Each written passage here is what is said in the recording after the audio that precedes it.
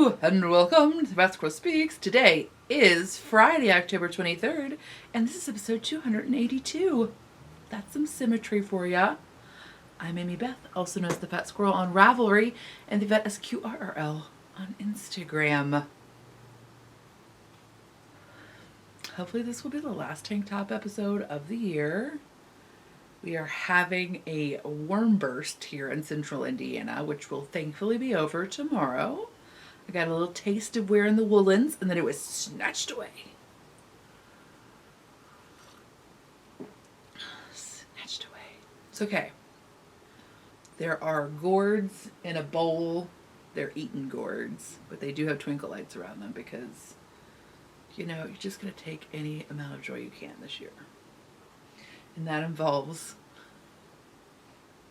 putting your winter eating gourds in a decorative bowl with some twinkle lights around them. I'm just saying. That's what you gotta do. I guess they're called fairy lights because they're tinier than regular Christmas tree lights. Anyway. You gotta wear fancy earrings all the time. And by fancy, I mean woolly because you gotta squish your fluffy dog's face so much because he needs a haircut. And I'm gonna get him a haircut, but like right now I'm just enjoying how ridiculously fluffy his face is. And he does not appreciate having her face squeezed, so I don't do it to her. But before I get sidetracked into the walks of the season, I want to do patron prizes. Yay! So, if you're a patron of the podcast, whether that's via Patreon, PayPal, Ko-Fi, other magical ways, I do a quarterly prize drawing. And so this month, I got everything ready to record, and like I got your project bags made and I was all ready. And then when I sat down, I realized I hadn't actually pulled the data yet. So what I'll do, because if I stop and I lose this momentum, it may not come back for me. So what I'm going to do is go ahead and draw the prizes, and then I'm going to put up a slide with the first, second, and third place winners. And so then what happens is you just email me, and I'll put my email address up there so you can see it.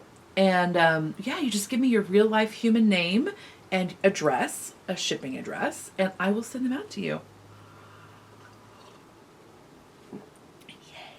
So if you're not a patron of the podcast, just take 1 second to send out big psychic thank yous to the folks who are. Send them out. Big, huge thanks to those folks who make the podcast possible. Much appreciative, especially in these uncertain times. So the prizes are in no certain order. So you just pick. Like the first person picks what they want. Second person needs to give me their first and second choice. And then the third person will receive the remaining prize. So this time around, what I've been trying to do is make you a project from my current table quilt, so you feel like you're at the table with me. So I've got one of those, and then I've got two more that I have been I've pulled out of the spare fabric pile, essentially. So that's my pile of fabric that's not really big enough to do a run because it's usually left over from another run. But this way I get to make one for you too. So this time around, this is on my autumn table. So I made you this little quilty guy with some extra fabric that was left over. Isn't it cute? I'm not gonna lie, I really love it. I may need to make myself one because I don't have enough fabric. That's right.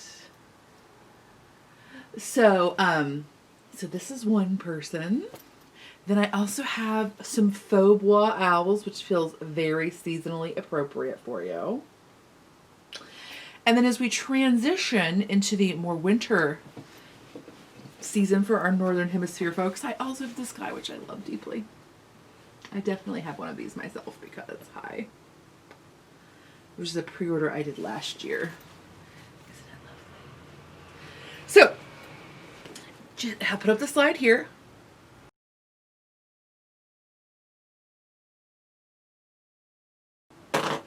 Email me and I get those out to you. Hooray for patrons! Okay. So shenanigans. I gotta tell you, my shenanigans of the mind, I'm not in a place where I want to sit with my feelings. I will completely confess that I have been drowning out those feelings for 2 weeks, and I'm gonna just let myself do that because sometimes you need to. I think I told you about it last time, that I started listening to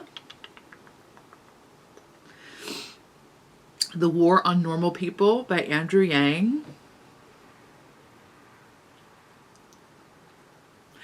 I know I just need to get to a place where I like dole it out to myself like medicine. That is to say that not that the book is written really well, but at this point it's I feel like the structure of the book, from what I can tell by looking, I have my library's audiobook version.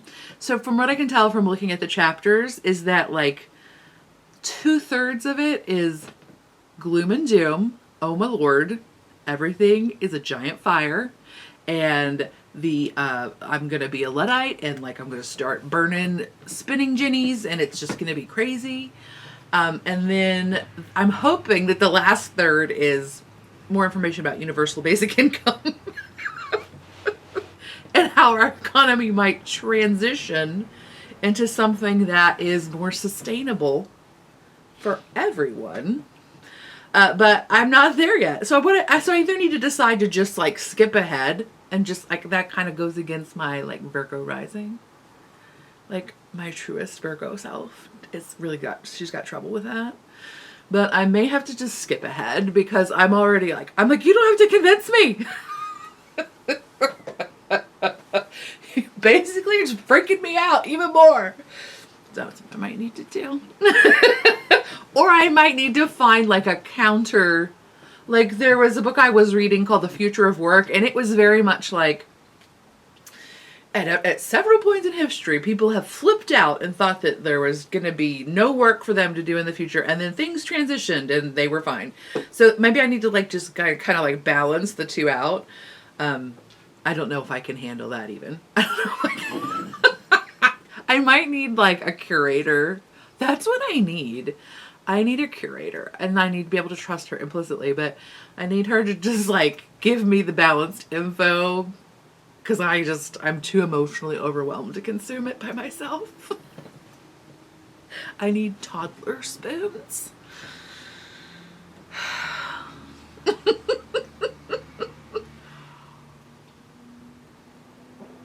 Or the Vulcans need to come. I'm really on board with the Vulcans showing up, because it seems like that's, just saying.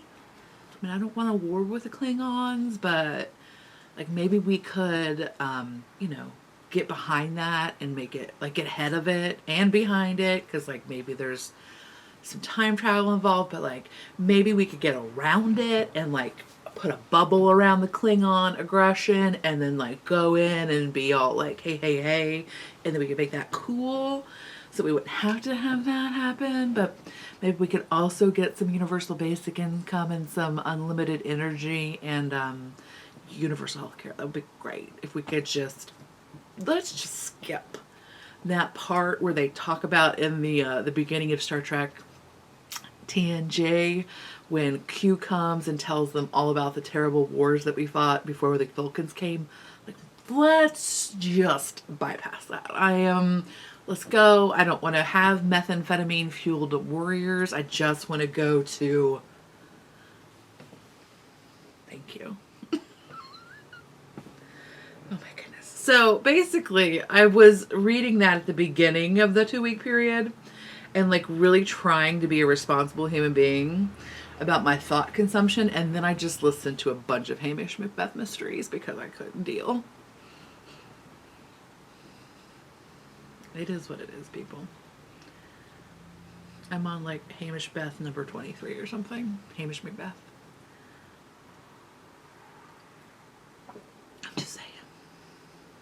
I'm just saying. Anyway, so those have been the shenanigans. They've been sugary shenanigans. I've got issues with MC Beaton, but they're issues that I understand. And so I can just and enjoy my lock dew. I'm just saying. But then what else did we do? So I had that period last where I was talking about how I'm like, I need to be in the fall because the fall is happening and I'm not in it. And so I feel like I have been putting myself in it these 2 weeks and I am pleased with that. We've taken several good walks. Very leafy, very kicky, very rustly walks that I've enjoyed deeply. Okay, so we had a guest come in, and the lovely thing about guests is that they make you, especially in the time of quarantine where you're trying to figure out things that you can do to interact but not be in closed spaces and that are budget friendly and all of these factors.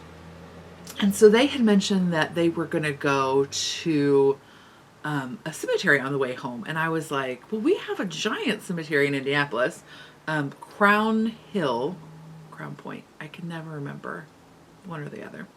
It's like the third largest non-governmental, that's not the right word, non-federal, non-state cemetery in the United States. And in fact, the city I grew up in, Cincinnati, is the number 2 one, which I've never been there either, even though in 6th grade we had a leaf collecting kit project. That's what it's called. And that cemetery is also a arboretum with like all the trees labeled. And so it's a great place to do that, but I didn't because I was a kid. And by the way, there were no internet, young people. Couldn't just easily go find the names of tree leaves. Anyway. But you want to go back there. But so anyway, so we went to ours, and it just has never occurred to me to go. I don't know why. It just had not occurred to me as something to do. I enjoyed it immensely. It was a beautiful walk. Well, it was a beautiful walk and drive, because it's like there's 25 miles of roads in our cemetery. It's 550 something acres. The one in Cincinnati is 779 apparently. It's half again bigger. What? Anyway. I mean, Cincinnati's a way bigger town, but you know what I mean? It was really interesting, and it was just a lovely, peaceful. We went on a Sunday morning. There were, we probably saw maybe 20 people the whole time we were there, which was like for 3 or 4 hours. It was a meander, which that's a totally different experience when you're walking, right? Like so many walks that I take are like path driven, right? Like for good reasons. I mean, for ecological reasons and like I understand, but they're not meandering. You're on a path and you're going to you're going along a certain destination, and like there are trail maps and like you get to where you're going. And so there is this like finite bubble around it. Whereas this, you could just walk wherever you wanted to, and you could take as long as you wanted to, or as little amount of time as you wanted to. And yes, it's not a natural environment per se. It's a constructed environment, but it is still full of beautiful trees. Oh my gosh, there's the biggest ginkgo tree I think I've ever seen. And I don't know why there's not a ginkgo cam on that thing, because you could sell tickets to when those leaves are going to fall. Do you know about ginkgo leaves? They all fall in like the shortest period of time. It was still green when we were there, with just like the very rim of the leaf being yellow. I'm saying there needs to be a ginkgo fall tree cam happening. Just saying. But it needs its own Instagram page. It was huge. I mean, it was enormous. It had to be like it's like one of the earliest burial was like 1830-ish. It had to be.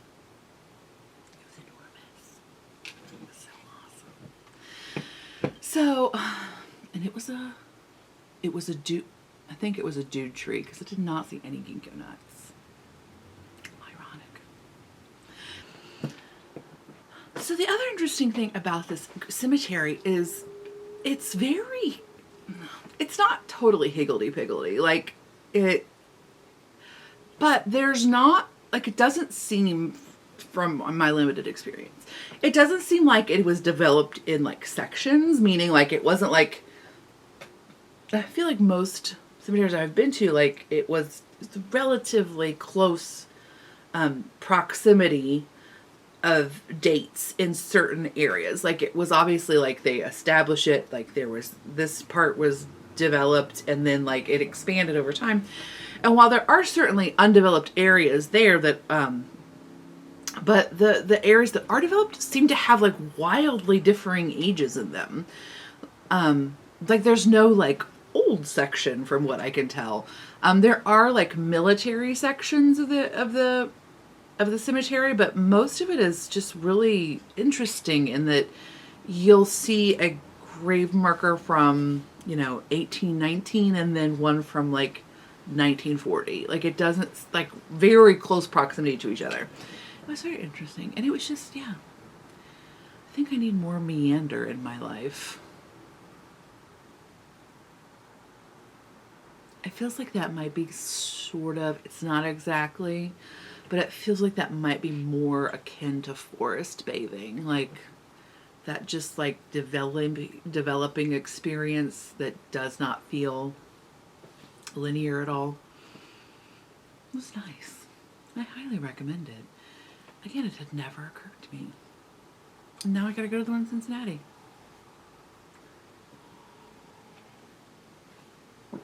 Okay. What else?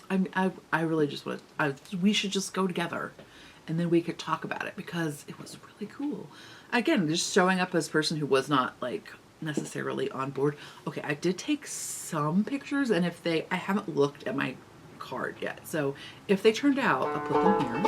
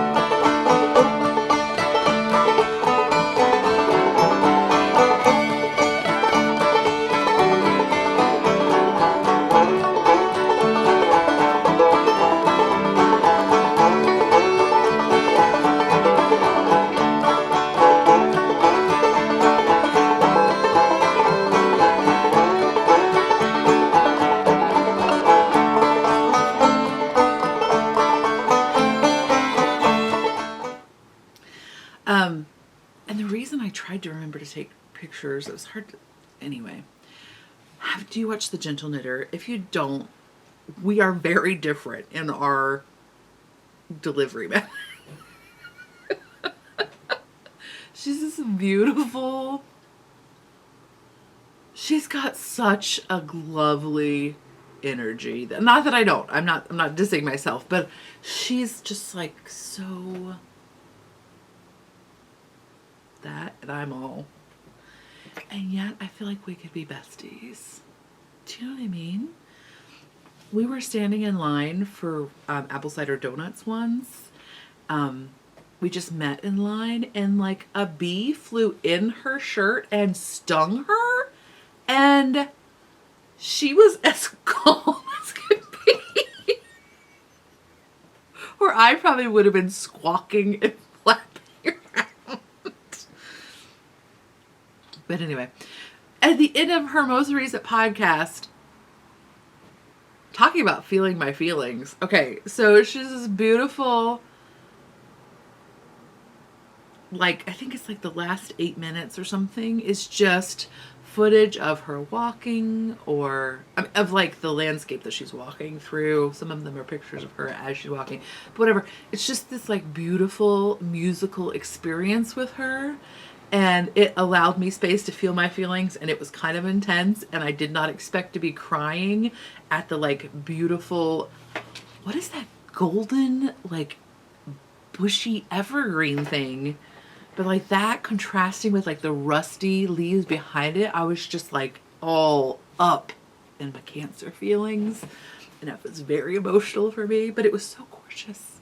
And then as then I was experiencing the fall these weeks, I interestingly not so much at the cemetery that we visited, but we just took another walk at one of our favorite parks.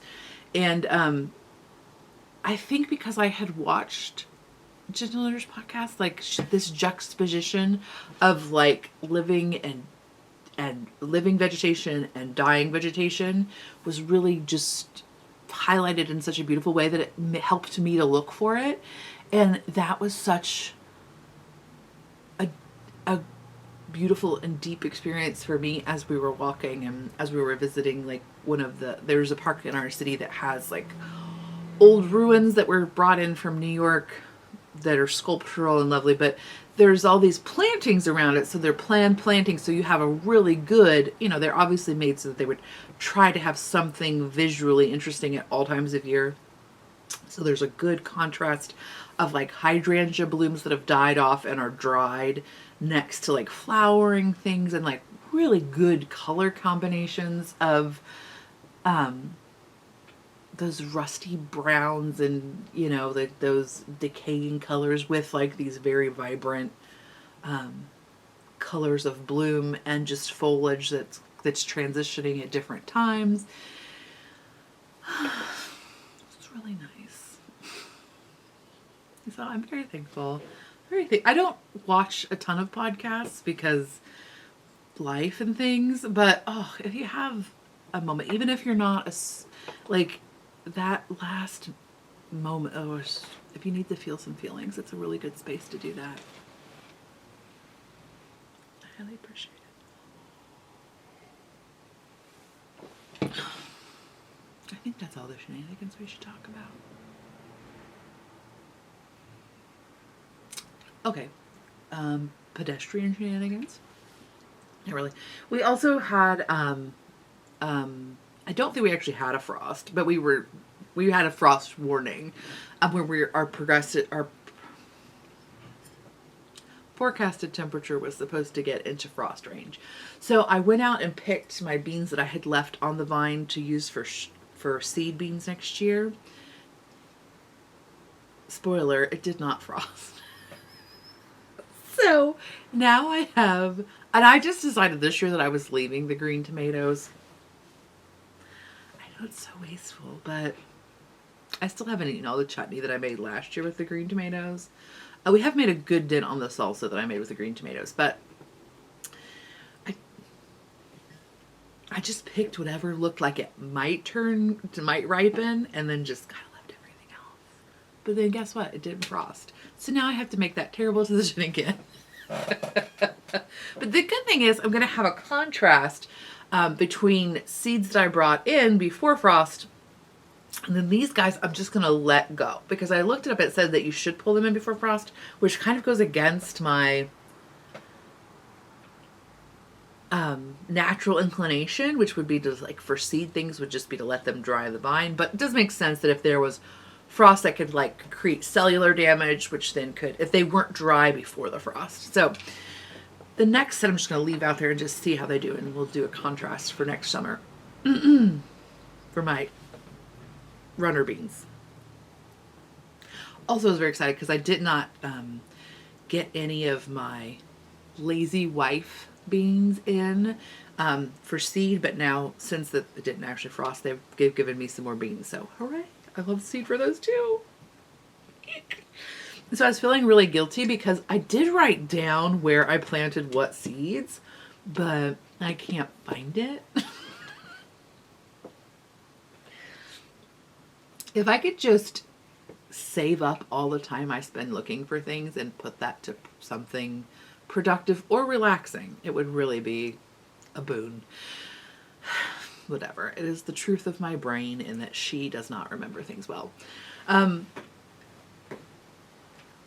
Oh, so I was feeling like really upset that I was like, oh, I have these like, I mean, I remember the Lazy Wives, but I have 3 basically white half runners. They're just like different variations of white half runners. And I'm not sure which ones are which. And so there's one that I clearly like better. And so I was really stressed out that I couldn't remember. But so hopefully, since I got seed from it, it won't even matter. We'll find out next year. So those are, and then yeah, we haven't done any. Our orchard doesn't have you pick anymore. Just for this year. I think because of the Mother's Day frost. They only had you pick for a very short window, but they still do have, I was really hoping to pick Ida Reds. They're one of my favorite eating apples. Apparently they're very good for sauce too. But they don't have you pick. That's okay. I think what we'll do is go take a hike and then swing by there and get some Ida Reds, because that'll kind of feel like kind of recapture it. But also, daughter made an apple pie with the apple pie filling that we canned. I was kind of worried about the apple pie filling. The apple pie filling, excuse me. Because you have to cook a syrup. You have to, wait, what did I do? Now I can't remember. It was just basic apple pie filling recipe. It involved a shawl. Is that right? Now that I say that, I'm not sure anymore. Whatever. It's like a modified cornstarch that doesn't break down as it's been for canning. Anyway, there's basically it's kind of just all variations on that one recipe if you use the clear gel, gel, whatever it's called. Oh, so you have to cook it quite a bit, and then you have to pressure can it for, oh no, it's hot water bath canned, but that's right. Then you hot water bath can it for like 25 minutes. And I was like, these apples are going to be like mush. I was a little bit nervous about it. Totally delicious. What? I'm not kidding you. It was lovely. And like the great thing is, like, all she had to do was make a pie crust. She made a pie crust. Then she dumped a thing of pie filling in it. She just had to make the crust, and then she just dumped a quart of apple pie filling in it. It was awesome. To be honest, I would have liked a quart and a half, but I wasn't about to can quarts and pints. But maybe next year. I'm just saying. I'm just gonna can half gallons. No. I would if I could. That would need to be the biggest pot in the universe to can half gallons of pie filling in a hot water bath. That would be bonkers. I was looking for it to do it in pressure cooking but there was no option. But anyway, the jar we used had siphoned off quite a bit. There was one jar that did not seal well because it siphoned. Like I didn't screw my bands down. I didn't screw my bands down quite tight enough, and when it came out of the canner, it like bloofed out. But then it did seal, so we just used that one first. So that's part of the reason. There will be a little bit more filling in the next one, but it was very delicious. I was super pleased. Okay, now this week's episode, the remainder of it, will include knitting, and then it will contain shameless self-promotion. So just a heads up on shameless self-promotion. I'm going to have an update November 6th. It will be Christmassy bags. And then I'll have another update 2 weeks after that. November 20th. Okay. I have my back door open because it's really warm and there's quite a bit of wind. And there was just like the creepiest noise ever.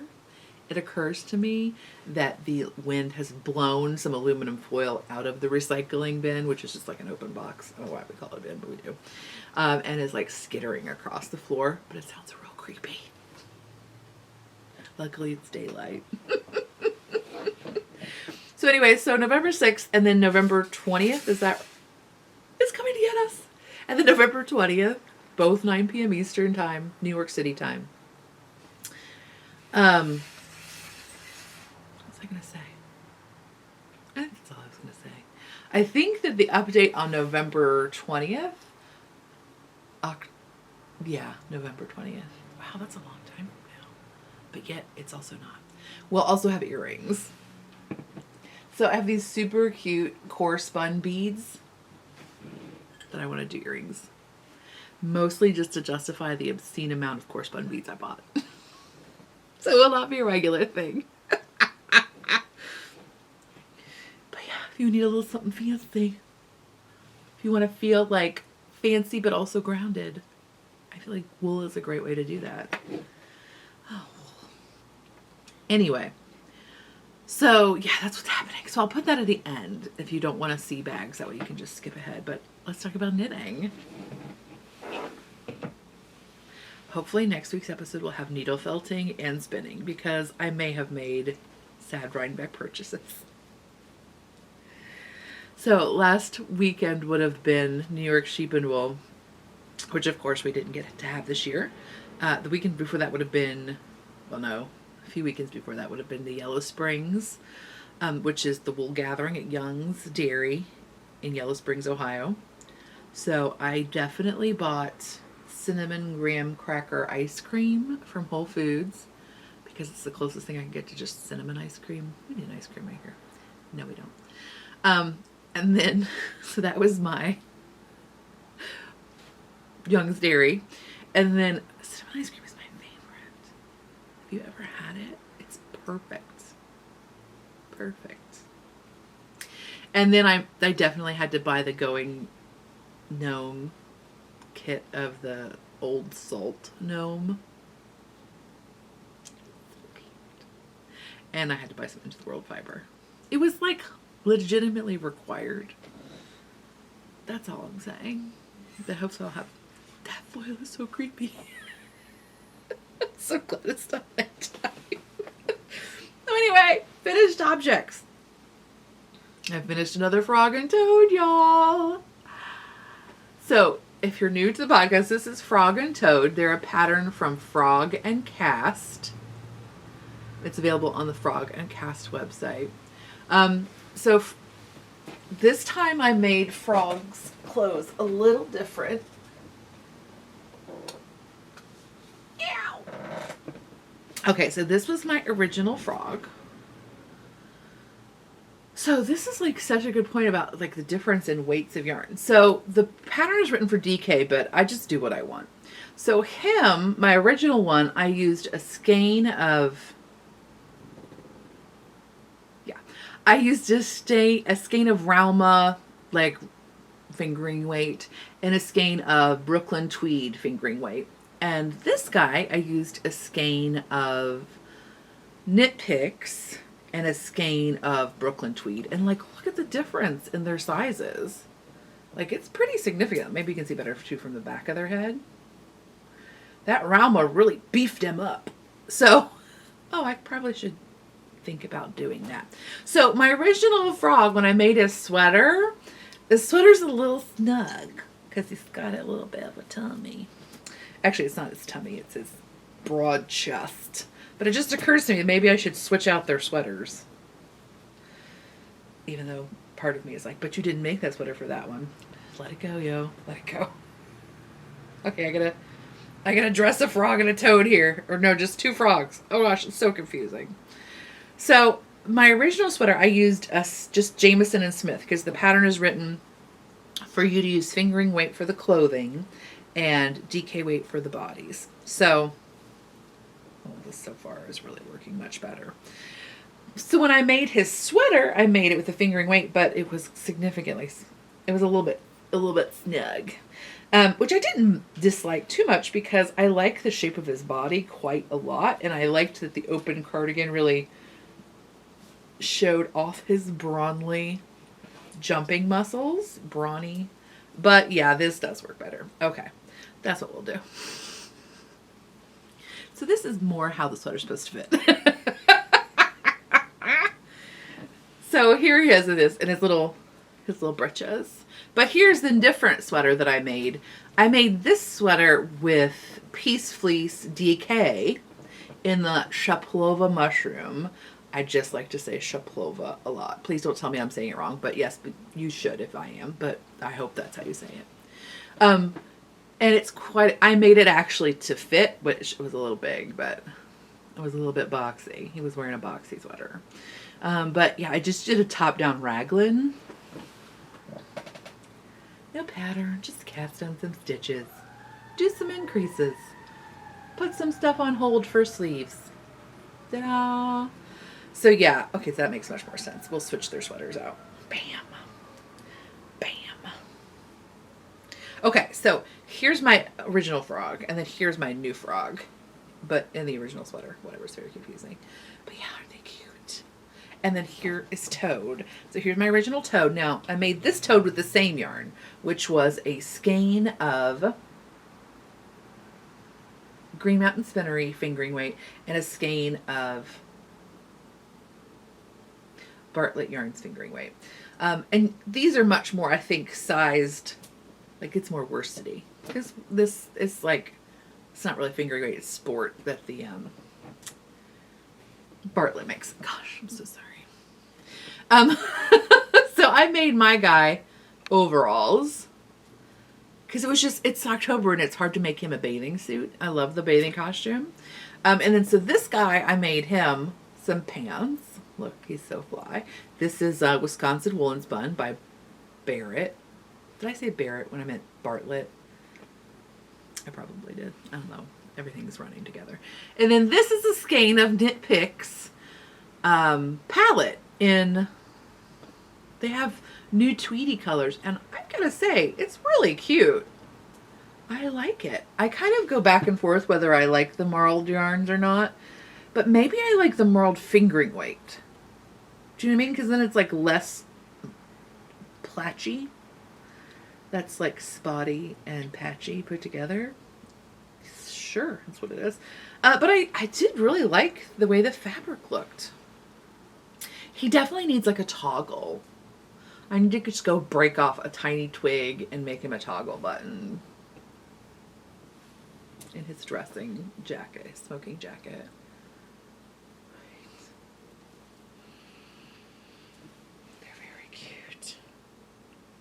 But yeah, this frog is significantly skinnier.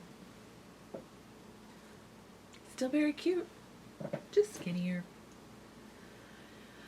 So yeah, more frog and Toad.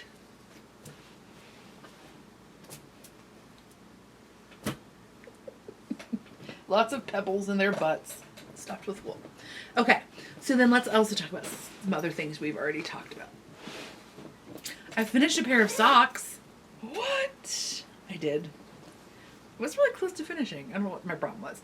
But I have this pair of opal socks that I did top down with a regular gusset heel flap. And I finished those. So, hooray. Aren't they cute?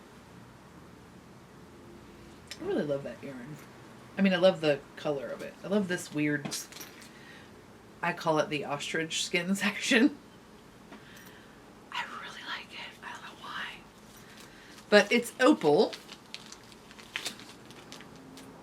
and it's this color, this line, and it's color 9762 or 2266, whichever one of those is the color versus the dye lot. So yeah, those are done.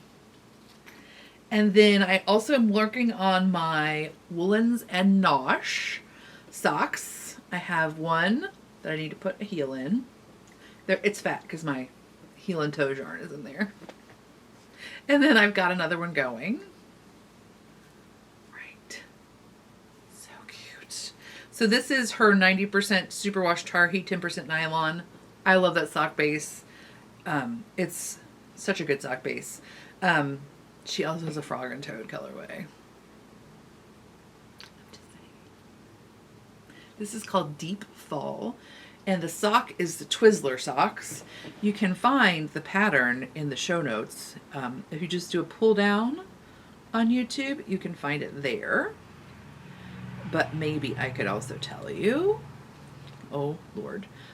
It's the worst when you're trying to check show notes and then your face starts talking at you. It's not good. Twizzler Socks by Tangled Becca in Woolens and Nosh Deep Fall Self-Striping. Yes. Okay, good. So, yay. Though I'm still working on. Okay.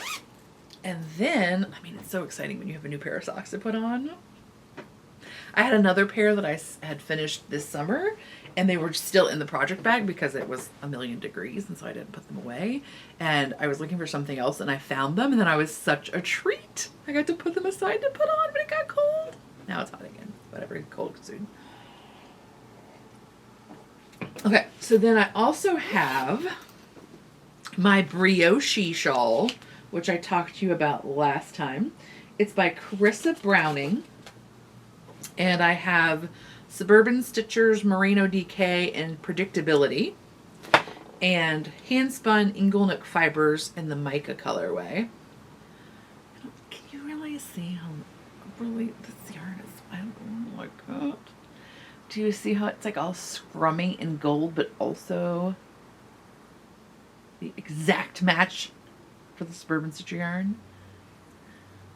And which makes so much sense with the brioche of the shawl pattern, because the scrummy gold is the first thing you read, but then the background brioche color is the background color of the yarn. And I don't know if you like it, but it's just really making sense in my head, and I'm going with it.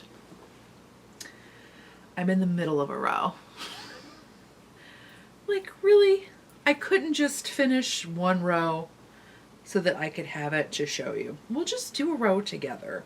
It's just a very short row. We're just burping and burping. And we're doing all of the things. This pattern I'm really enjoying. It's like the easy brioche. You just have to do an increase every X number of rounds. But you also get to like do broken color. So like you can see here, there's 4 rows. Well, brioche rows are doubled, but basically there's 4 right side rows of the pink as the foreground, and then 2 rows of the gold as the foreground. And so you get that kind of break. But it's also nice, this side it's not really visible that way at all. I think if you had a higher contrast, you can kind of see it, right? Like the texture, you can kind of see that there's some striping. It's just a little bit more subtle. But I just really am enjoying it. And it's so squishy. Right? So squishy. I really love using hand spun and a commercial. This one is hand dyed, but a commercially spun yarn. It just makes me feel slightly more confident about my hand spun, because my hand spun is wonky. I am not a precision spinner at all. Like, parts of this are fingering and parts of this are like chunky. Like, I'm just not. But I still like my yarn.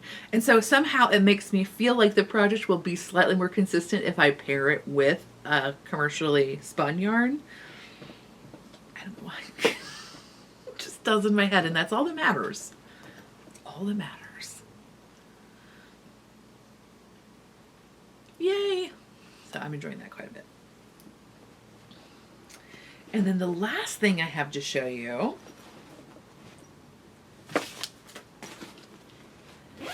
By the way, I've been so sweater lusting. I have a sweater on my needles. It's the Azor.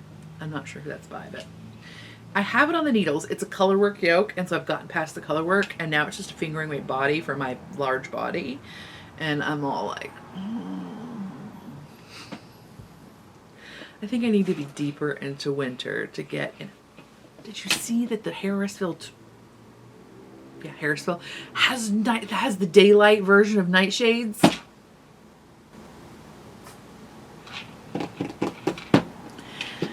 So Nightshades was like a black yarn base or black wool base with flecks of color in it. And now they have the daylight version of it, which is white with tiny flecks of color in it.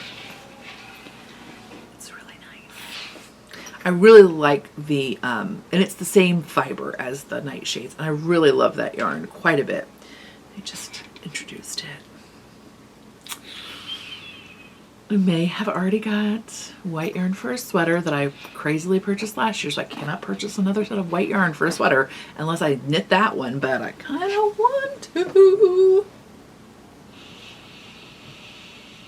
What were we talking about? Oh, how I have a sweater on the needles, but I'm really being tempted to cast a different sweater on. I'm the worst. Maybe I might need to just make myself a whole colorwork sweater. Like the whole thing is colorwork. That's what I've been looking at. I'm not gonna lie. That's what I've been looking at. But maybe I should just make it for my slender husband, so it'd be smaller. No, I should just make it for myself. Because I mean, he's a lovely human being. Don't get me wrong. Like, he still wears his dude sweater. But he's like a person where you could make him 10 things, and one of those things he's going to be all in. Like, he's going to love it. It's going to be his favorite. He's going to wear it to the point where you're almost embarrassed that he's still wearing it. But the other 9 things can just ride off in his eyes. And it's not like it's just his weird particularness, which I don't understand. But, like, so that's the point where I'm like, nah, maybe I should not knit it for him. Because if it's the one thing, then it's awesome. But if it's those other 9 things, you're like, looking for divorce lawyers online. I'm just saying. I'm only human. I should just make for myself. Anywho. Oh, so then the last thing I show you. Just like when you're here, I get distracted. So the last thing I show you is last year, at the beginning of the year, right? Yes, it was at the beginning of the year. Isolda did a Colorwork club where she did 3 projects, and you were guaranteed, I think, at least 3 skeins of yarn, if I'm not mistaken, like 150 grams. And so you got like a different Colorwork project. Then they were all accessories. It was really fun. So I finished one of them. One of them was a cowl. I finished it straight away. And then this was, I don't remember if this is the second one or the third one, but this is Broughton, which are mitts. And you could pick. There was like a traditional colorway, there was a neutral colorway, and there was a brights colorway. So you could choose. I chose traditional. And I was smitten. As soon as I saw these, I was like, ooh, I'm 100% on board with this. And the great thing about a kit is, or like a club, is that I would have never picked these colors because they would have read too Merca for me. But I love, as soon as I saw them, I was like, oh my gosh, they're no mitts. And so I fell in love with them. But then I couldn't get the cast on right, and I just totally lost steam. I don't know what happened. Oh, that's right. Global pandemic. But I picked them back up, and I'm very excited. Anyway, I highly recommend her club. Her pattern, I mean, it's also fun to just get like a paper pattern. I'm not going to lie. Now, this one was one where it had small, medium, and large. And only the medium chart was actually in the paper pattern, so I printed out the large chart for me. But this is Rauma Strickgarn, so it's DK, I think. And then the blue is actually a fingering weight that you hold double. So maybe it's worsted. Whatever. It is what it is. And I love what it is. I don't know why they look so no-me to me, but they do. By the way, did you see that? What's her actual name? I just know her Instagram name. I'm the worst. I get one or the other, and usually I get the Instagram because I'm seeing that one the most. P4Chin, what is your shop's name? Knitography. Did you see that she's having a Selbu sock class? Did you see? I'm so tempted. I'm not so tempted. Look at how cute they are.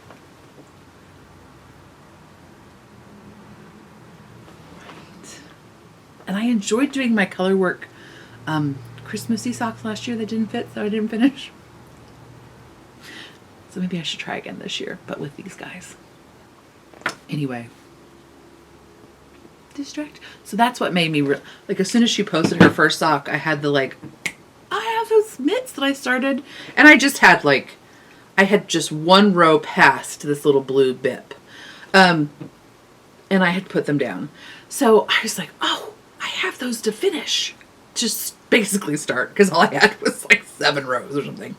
But I think they're so cute. Eek. I'm very excited.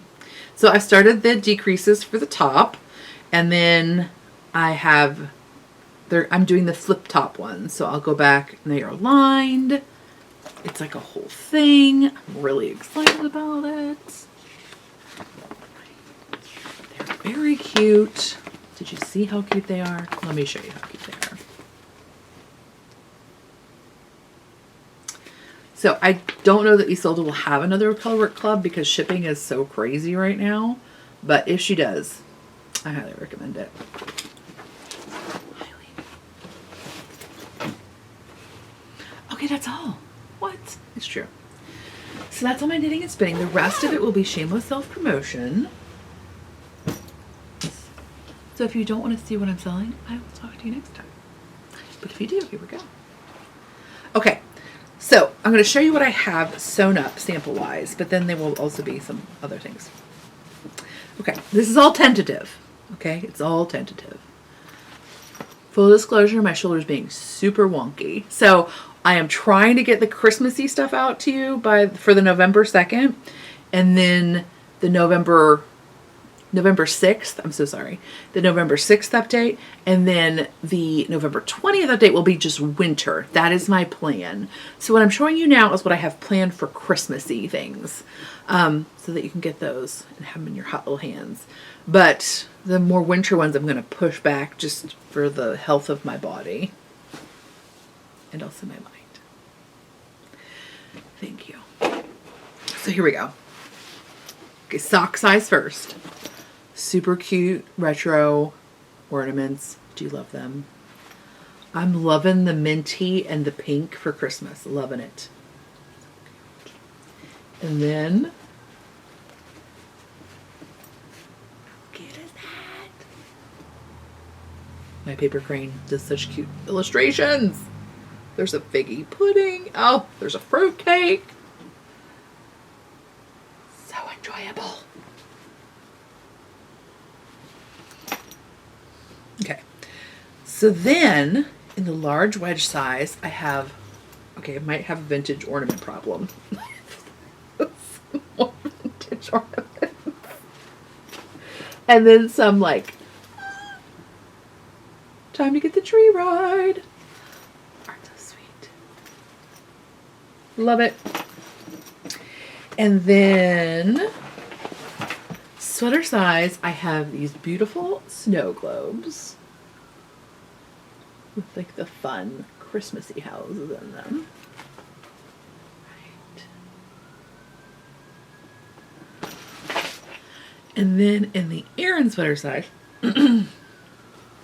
so if you really want a sweater size, I'll talk to you more in a second. But so then I have, do you love this or not? Like what? And I love this orange house. Favorite. Isn't it super cute? This is a very happy snowman.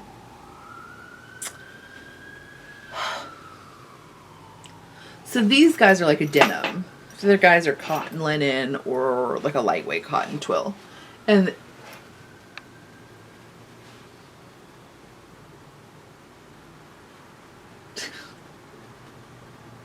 also, size. I mean, I couldn't. I had to make it for you. Also, he's sitting like a person, which is my favorite thing that dogs do. I don't know why I call it sitting like a person. But it's when they sit on their butts instead of like on their legs. Oh, I love it when they sit like that. I mean, come on. It's so ridiculous, but I couldn't help it. It's really cute. Also, it says stay cozy. Stay cozy. I think that's my holiday mantra. Stay cozy. This one does have the word Christmas on it, FYIs. Nobody else has the word Christmas on them. But this one does. Nobody else has words on them at all. Okay, so then also, I will also be having, I don't have samples sewn for you. That's why I apologize. I just couldn't make it happen. But if you're looking for a sweater size, I'm also going to have these guys. And what I'm going to do is actually quilt the fabric and then have like a brushed canvas bottom. So it'll just, like, it'll be a charcoal gray brushed canvas bottom. And then I'm going to quilt the fabric for the top. So it won't be as close quilting as like I showed you on that project bag because it took forever. But it'll be just probably like straight line quilting, or maybe it'll be wobbly. I can't decide. This is a Charlie Harper. So this is an organic cotton and I really dig it. Here, let me show you the spacing of the tree guys so you can get a better idea. So you're going to have mostly trees, maybe a dude. Maybe a person that is a non-gendered person. So yeah. Maybe I'll just go with the tree. Okay, we don't need to decide. So yay, I'm excited about those. And I'm gonna wash them and get them all crinkly before I sew them together so that they'll have the like good quilty crinkly feel. Okay, so those are gonna happen. And then also I have these guys, and I think they're going to be a large wedge. I'm 90% sure. Again, a Charlie Harper, the birds at the stocking feeder. Come on! Right? There's a nuthatch, there's a little wren, there's a chickadee, there's a downy woodpecker. You gotta, come on. You know you want that. I want it. I need a Christmas dress. Like I'm 8 years old. I need a Christmas dress. So that's going to be happening. I'm still deep in my quilt jacket fantasies. I guess it's a trend, actually. Apparently the quilted jacket is a trend. I'm a little bit concerned that it's a trend, but I'm still going to go with it. I'm going to go with it. Vest, jacket, whatever. Still in that deep sewing thought space. So I haven't sewn anything else because I'm just thinking about quilted jackets and vests. I do need to make myself some more tops for winter. Anyway, oh my goodness.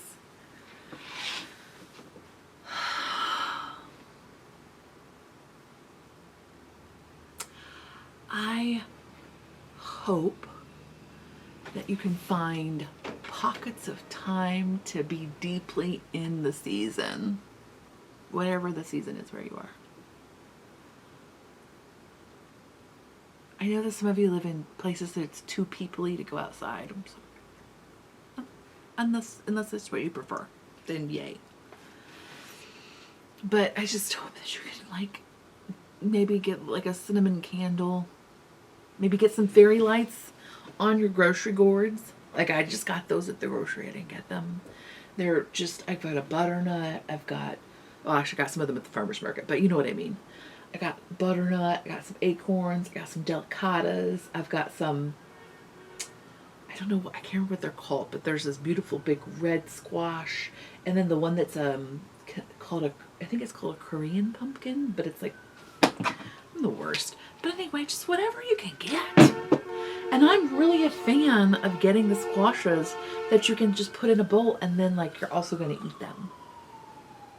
Don't get me wrong, we have some giant pumpkins that are outside that the squirrels are eating.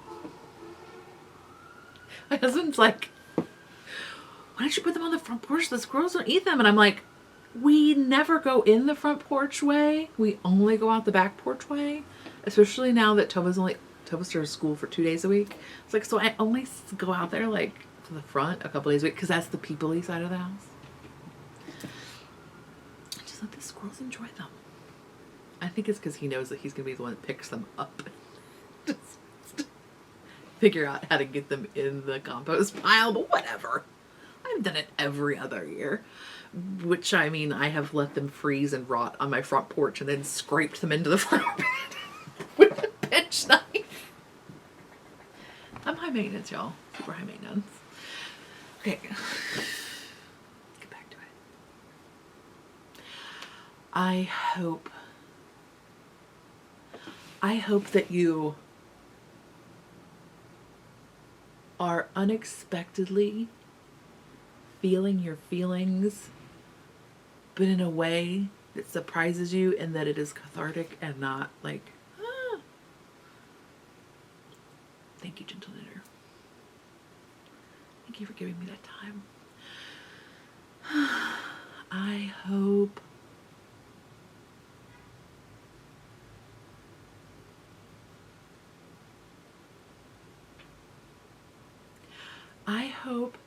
that you have a scary moment, but it is equivalent to the aluminum foil skittering across the floor, and you get to have the fun rush of being scared for just a second, but then you get to laugh about it. Okay.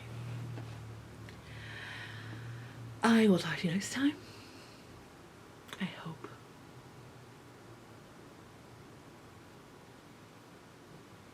I just have hope for you.